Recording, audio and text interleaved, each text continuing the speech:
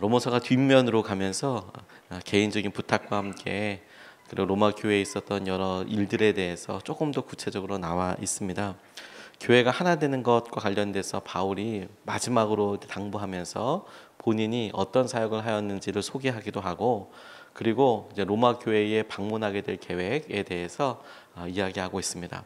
이게 편지 글이다 보니까 중간에 좀 잘라서 이렇게 성경을 읽을 수도 있지만, 그러면 내용이 조금 끊어지는 것 같아서 로마서를 우리가 처음부터 끝까지 계속 묵상해 오고 있으니까 조금 길더라도 맥락을 같이 보는 게 되게 중요하겠다. 내일이 이제 고비가 될 텐데요. 내일이 제일 길어요. 근데 그래도 이런 내용으로 이런 심정으로 바울이 이 로마서를 이끌어가고 있구나. 그걸 우리 함께 묵상할 수 있으면 좋겠습니다. 이제 16장으로 마치게 되는 로마서 중에서 오늘 15장 말미에 그동안에 계속 몇 번 동안 교회의 하나됨이 얼마나 중요하냐, 내가 너희들에게 이렇게 교회의 하나됨이라고 하는 다소 아주 민감할 수 있는 주제에 대해서 이야기할 수 있는 이유와 그거 한 가지와, 그리고 내가 그렇게 너희들을 사랑하고 아끼는 것을 통하여 그들에게 기도 부탁하는 요청 내용을 이제 우리가 쭉 읽었는데, 그것을 통해서 우리에게 주님께서 말씀하시는 것이 있겠다고 생각하게 됐어요. 우리가 진실이, 우리가 정말 신뢰하면 우리가 마음속에 있는 것들을 전할 수가 있는 수준이 되는데, 그런 관계와 함께 그것이 이루어지게 되도록 하는 기본적인 토대가 뭐냐? 기도라는 내용을 오늘 같이 살펴보고 싶습니다. 첫 번째로 우리가 보고 우리에게도 같이 기준 삼기 원하는 것은 사람들 사이에 있는 신뢰예요. 서로가 서로를 믿는 것. 우리가 사람을 믿지 않는다, 사람을 의지하지 않는다라는 표현을 기도 가운데도 많이 하고 믿음 생활을 할 때도 많이 이야기하지만, 이때 사람을 믿는다, 신뢰한다라는 것은 하나님만큼, 하나님 대신 그렇게 우리가 신뢰한다, 믿는다, 따른다, 그가 우리를 책임져 줄 것이다 라는 의미일 때 그건 아니다 라고 말하는 것이고, 우리가 하나님을 믿고 의지할 때 하나님이 주시는 또한 은혜가 있어요. 축복이 있어요. 그래서 믿어지게 되는 그런 은혜가 있어요. 오늘 14절 말씀에 보면, 나의 형제자매 여러분, 나는 여러분 마음에 선함이 가득하고 온갖 지식이 넘쳐서 서로 권면할 능력이 있음을 확신합니다. 이렇게 이야기하고 있는 겁니다. 서로 권면할 능력이 있음을 확신합니다. 부부 사이에도요, 둘의 하나됨에 대해서 이야기하는 것이 목회자로서 상담하고 기도할 때 얼마나 민감한 얘기인지 몰라요. 왜냐하면 둘 사이에 있는 관계의 미묘한 흐름을 사실 잘 드러내고 싶지 않거든요. 교회에 있어서도요, 그 교회의 하나됨과 관련된 것은 그 안에 있는 여러 사람들의 무리가 있을 수 있고, 그들이 생각하는 정서가 있을 수 있고, 그렇게 생각하는 배경이 있거든요. 언뜻 봐서는 잘 보이지 않습니다.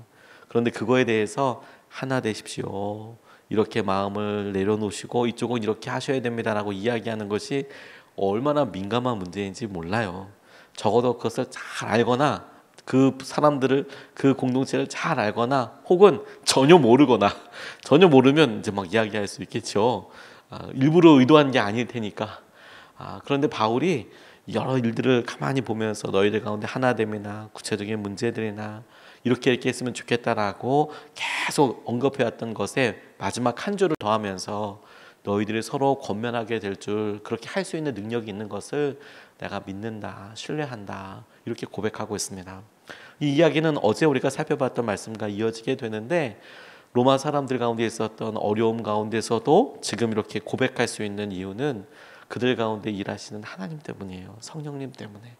성령님께서 그들에게 일하시고 붙잡아 주시는 것을 바울이 믿기 때문에, 하나님을 신뢰하는 마음에서 그 하나님이 사랑하시고 붙잡고 계시는 로마 교회 사람들, 그리고 하나님을 사랑하는 사람들을 결국에는 하나님께서 붙잡아 주실 것을 믿는다, 믿겠다. 그래서 고백할 수 있는 내용이죠. 이게 우리의 마음을, 사람들을 향한 우리의 태도를 얼마나 놀랍게 변화시키는지 몰라요. 우리가 그 사람이 우리를 책임져 줄 것이라고 믿지 않습니다. 하나님이 우리를 책임져 주시는 것이죠. 그런데 우리가 그 사람을 믿을 때 분명히 고백할 수 있는 것은 뭐냐면, 하나님께서 그 사람을 사랑하시고 하나님께서 그 사람의 삶을 간섭해 주실 것을 우리가 믿습니다. 우리가 의심 없이 믿습니다. 그 사람이 우리에게 어떻게 할 건지에 대해서는 잘 모르겠어요. 하지만 하나님이 그 사람 가운데 일하실 것을 믿습니다. 그리고 나아가 하나님께서 우리에게 주시는 일이 가장 놀랍고 꼭 필요한 일이라는 것을 또한 믿음으로 고백할 수 있습니다. 그래서 이 둘 사이의 간극이, 우리 앞에 보이는 것 그리고 우리가 실제로 마음속에 생각되는 것 사이의 간극이 클 경우가 있거든요. 그 사이를 하나님을 향한 신뢰와 믿음으로 메울 수 있다라는 거예요. 그게 얼마나 놀라운 은혜인지 몰라요.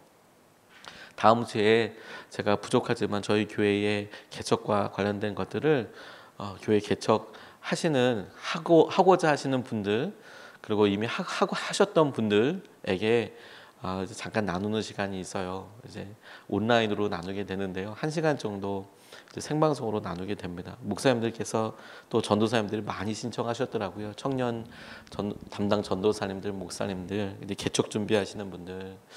코로나19 이후에 여러 일들에 대해서 기도하고 생각하고 느끼는 바를 이제 계속 순간순간마다 질문하고 떠오를 때마다 정리할 때 제가 놀라운 감사 제목 한 가지가 떠오르더라고요. 코로나와 같은 이런 어려움과 아픔들이 교회에 그러면 다 안 좋은 점만 되었냐, 위기만 되었냐 라고 이야기할 때 이제 3달, 4달 정도를 지나오지 않았습니까? 그런데 분명히 어떤 고비가 있고 위기였던 것도 사실이지만 교회에 있어서 위기와 고난은 늘 하나님께서 주시는 또 다른 믿음의 도전과 이어지게 되잖아요. 그래서 제게 구체적으로 어떤 도전들이 있었고 우리 교회에 있어서 어떤 것들을 좀 보게 되었나. 제가 기도 주간을 가지면서 너무 놀랐던 것이 그 전에 저희 교회에 하나님께서 계속해서 새 가족들을 보내주시고 또 분위기가 막 으쌰으쌰하고 이런 것에서 바로 코로나를 만났단 말입니다. 그러니까 제가 제 손으로 문자를 알림으로 보내드릴 때 교회에 나오시지 마십시오. 많이 한꺼번에 나오면 안 됩니다. 떨어져서 예배 드렸으면 좋겠습니다. 이걸 제 손으로 드리려고 처음에 문자 보낼 때 여러분들 어떻게 생각하실지 모르겠지만 저 정말 힘들었어요. 이걸 이렇게 해야 되나? 이거 참 진짜 마음이 어떻게 목사가 교회를 나오라고 해도 시원찮은 판에 오지 말라고 내가 내 손으로 이렇게 문자를 보내야 하나? 그리고 저희들 중간에 중요한 어떤 영적인 고비들이 있었잖아요. 건축 헌금 재약정하는 것도 그렇고 그리고 부흥회도 있었습니다. 부흥회 때 모든 성도들이 깊은 은혜 같이 받을 수 있으면 좋겠다. 그래서 몇 달 전부터 계속해서 귀한 분들 모셔서 예배하려고 하고 있는데 이 온라인 예배로 드려야 하니 그 부흥회를 앞두고 제가 또 직접 제 손으로 오지 마십시오. 온라인으로 예배 드립니다. 이게 너무 힘들더라고요. 그런데 그러면서 제 아내도 마음속에 나는 상도들이 얼마나 오는지 출석 인원수나 우리 교회가 어떤지 외적인 거 신경 전혀 안 써 이렇게만 생각하고 있었거든요. 그런데 그게 아니더라고요. 영향을 받고 있더라고요.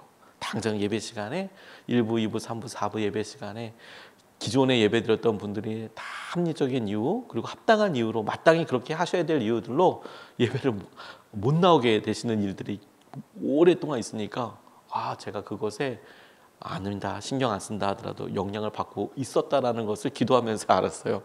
그렇구나, 연약하구나 여전히. 당연히 보면서 어떻게 되지? 그러면 이후에는 어떻게 되지? 처음에는 그랬던 것이 말씀드렸던 대로 3개월, 4개월 되면서 제게 어떤 은혜의 도전, 믿음의 도전이 되었나 보니까 저희가 믿고 우리 성도님들 같이 예배하는 우리들에 대해서 그렇지 한 분 한 분의 믿음의 상태와 하나님 앞에 나아가는 관계를 진심으로 신뢰하게 됐어요. 우리가 함께 한 주에 한 번 만나서 얼굴을 뵙고 우리가 믿음으로 이렇게 살아갑니다. 너무 귀한 영적인 도전이고 앞으로도 우리가 나아가야 될, 지향해야 될 방향이기도 하지만 상황에 따라서 요즘은 못 오실 수도 있고 어려운 상황들 있잖아요. 그러면 예전에는 이거 뭔가 문제가 있나? 혹은 어떻게 되나? 이렇게 접근하지만 이제는 그게 아니라 먼저 그분을 위해서 신뢰하고 그리고 우리 성도님들에 대해서 기도하고 마땅히 그럴 이유가 있으시겠지. 몸이 안 좋으시겠지. 그런 태도로 기도하고 그리고 이야기를 할 수 있게 돼서 그 마음의 변화가 조금의 차이인데 얼마나 자유하게 하는지 몰라요.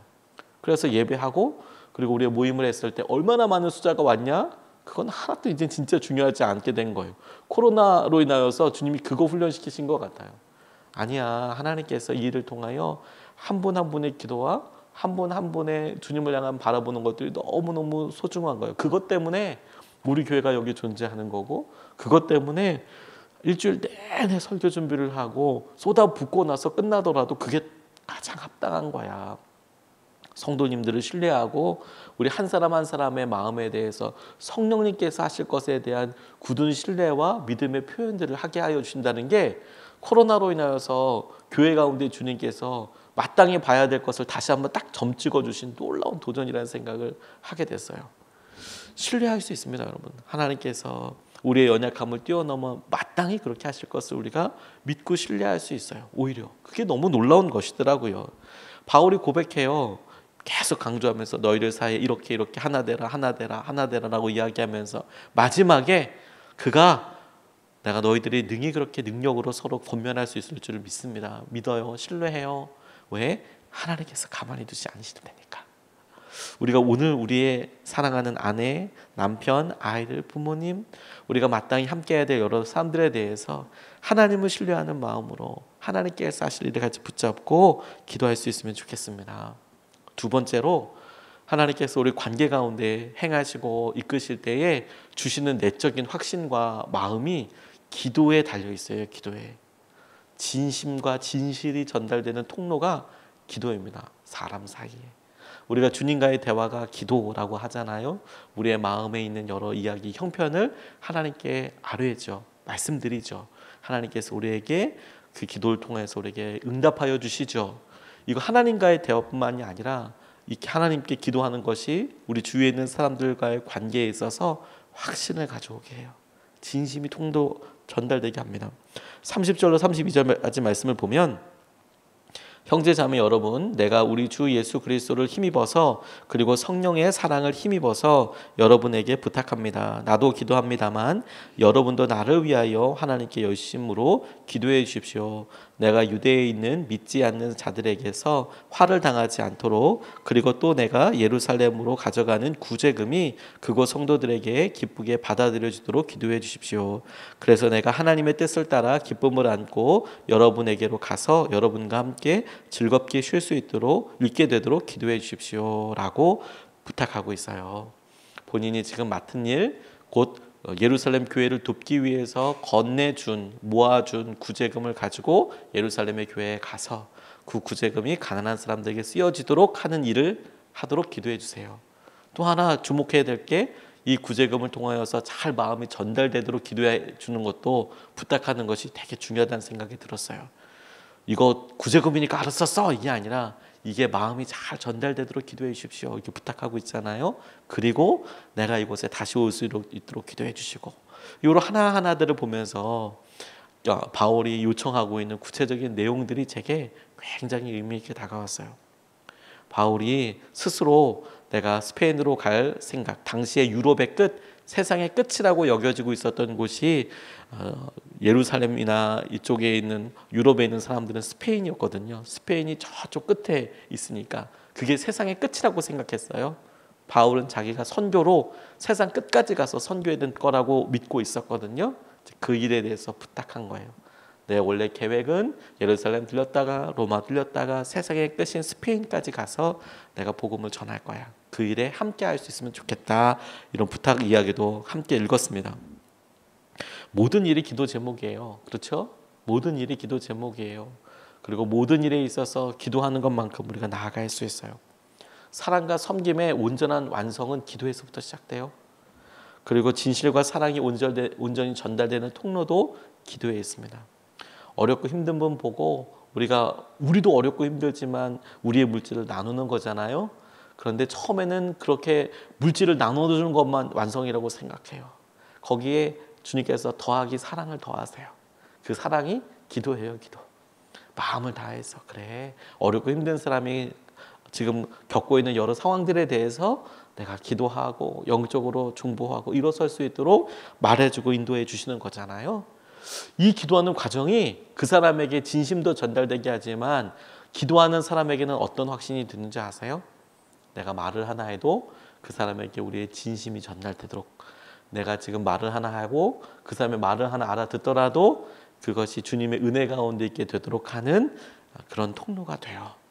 그래서 기도는 사람들 사이에 하나님께서 관계를 이루시는, 확신하게 하시는, 우리의 마음이 흔들리지 않게 하는 놀라운 은혜의 수단이 됩니다.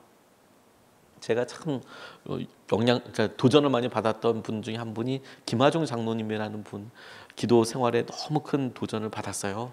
이분이 최장수, 최장기 중국 대사로도 유명하고, 그래서 김대중 정부나 노무현 정부 때에도 중국에서 대사로서 오랫동안 계셨던 분이죠. 이분이 중국에서 생활하실 때 21세기 교회라는 교회에서 신앙생활도 시작하시고 이제 세례도 받으시고 그렇게 아주 급진적으로 삶이 변한 그런 분이셔서 간증도 많이 하셨습니다. 근데 제가 참 놀라웠던 게 뭐냐면요, 이분이 그렇게 주님을 만나고 경험하고 난 다음에 기도하기 시작하셨는데, 그 기도를 통하여서 우리 나라의 여러 문제를 풀어야 할 때, 자기가 중국에 있는 고위 공무원들에게 부탁해야 할 때, 그리고 한중간의 일에 있어서 뭔가 해결해야 될 때, 그럴 때마다 하나님께서 기가 막히게 그 해당자, 담당자들의 마음을 만져주시고, 그리고 그 기도와 설득이 통할 수 있도록 미리 준비시켜 주시고, 이런 이야기들을 간증을 하시더라고요. 참 어려운 일인데, 한국 사람들이 중국 가서 범죄와 연관되었을 때, 범죄한 것은 나쁘다고 이야기할 수 있지만 그 가운데 억울함이 있을 수도 있고 공정하게 재판받을 게 할 수도 있고, 이런 것들이 중요하겠죠. 그 사람의 죄도 죄지만 이제 그런 일에 이제 대사로서 혹은 공사로서 같이 연루가 될 때 부탁을 해야 되는 입장인데도 어렵고 힘들 수 있을 텐데, 말할 때 미리 통과가 된 것처럼, 결정된 것처럼 그렇게 응답이 오더라. 근데 이분이 그걸 굉장히 당연하게 생각하고 있는 거예요. 그 사실이 더 놀라웠어요. 우리가 누군가에게 부탁하려고 할 때요, 그 부탁의 경중에 따라서 마음에 부담 엄청 되잖아요. 그런데 이분이 그런 부탁을 할 때에도 마음에 확신이 있는 것이 뭘까? 그 이유가 뭘까? 이분이 그 간증들과 심지어 그분이 쓰신 책에서 고백하고 있는 핵심이 뭐였냐면, 내가 그 사람을 놓고, 내가 중국 땅을 놓고 중국의 중요한 사람들, 앞으로 지도자가 될 수 있는 사람들 이름을 적어가며 날마다 기도했다. 날마다 아침 점심 저녁으로 기도했다. 그렇게 15년 기도하니까 어떤 사람은 10,000번 기도하게 되더라. 한 사람을 위해서. 내가 뭔 집사, 뭔 권사, 뭐 이렇게 우리는 성도님의 이름이 있어요. 누구 뭐 후진타오, 시진핑, 내가 10,000번 기도했다. 그 사람의 이름을 불러가며 그 사람을 만나서 내가 이야기할 때 내 안에 있는 확신과 내가 부탁하는 것에 어떻게 반응하는지를 떠나서 하나님께서 이 일에 가장 놀랍게 응답하실 것에 대한 확신이 있었다. 제가 그 내용 보고 그게 너무 부러웠어요. 그렇구나. 기도하는 사람에게 이런 확신과 은혜가 있겠구나. 바울이 여러 일들을 쭉 마감하면서 마지막에 빼놓지 않은 것이 날 위해서 기도해줘. 그 과정을 기도해줘. 그래서 하나님께서 하신 은혜를 보게 해줘. 이거 너무 중요하더라고요. 이게 우리에게도 여러분, 오늘 우리가 나와서 기도하고 함께하는 것이 하나님께서 하시는 기도 기회를 잡은 거예요. 오늘 두 가지 말씀을 같이 나눴습니다. 하나는 우리가 신뢰 위에 거해요. 이 신뢰는 그 사람을 맹목적으로 믿는 거 아닙니다. 그 사람은 연약한 사람이에요. 우리가 믿는 것은요, 하나님이에요. 주님께서 그 사람을 개입하여 줄 것을 믿어요.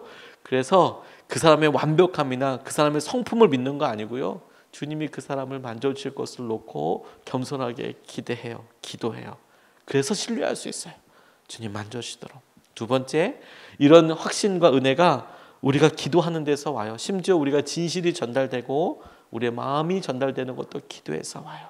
우리가 이것을 우리 자녀들, 우리가 배우자에게, 부모님에게, 우리 사랑하는 사람들에게, 직장 동료들에게 이 기도의 끈을 놓치지 않았으면 좋겠습니다. 오늘 본문 말씀을 붙잡고 우리가 두 번 나눠서 같이 기도하겠습니다. 첫 번째로